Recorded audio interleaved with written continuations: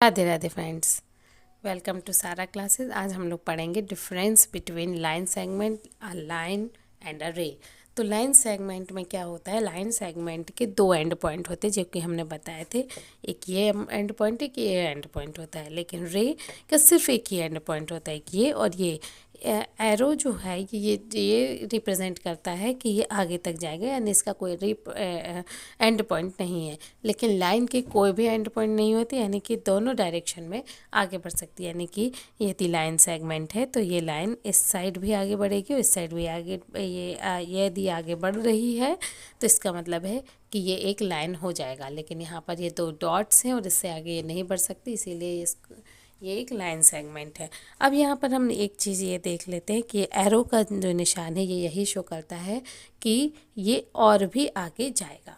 अब ये देख लेते हैं, लाइन सेगमेंट है वन डिफाइनाइट लेंथ। इसकी एक डिफाइनाइट लेंथ है। क्यों डिफाइनाइट है? क्योंकि हम इसको डिफाइन कर सकते हैं कि कितना आगे जाने वाला है, ठीक है, यानी इसकी लेंथ कितनी है। लेकिन हम रे का ये डिफाइन नहीं कर सकते क्योंकि ये बहुत आगे बढ़ सकता है, इसीलिए इसकी लेंथ कितनी है ये हम डिफाइन नहीं कर सकते।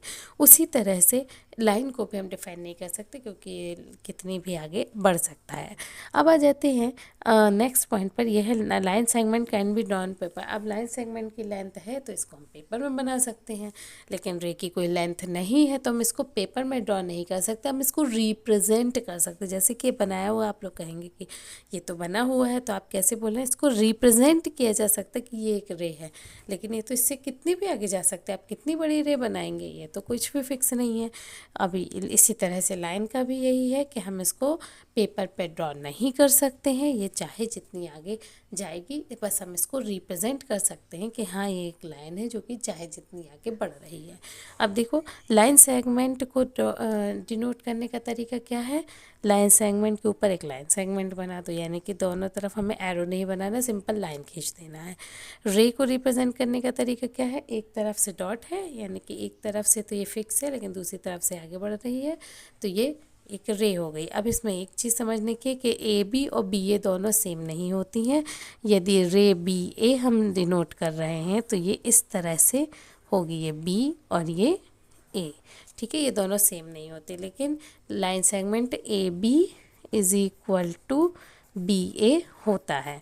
अब ए बी लाइन पर आते हैं तो ए बी लाइन भी B A is equal to A B हो सकता है, क्योंकि ये दोनों ही डायरेक्शन में आगे बढ़ेगी।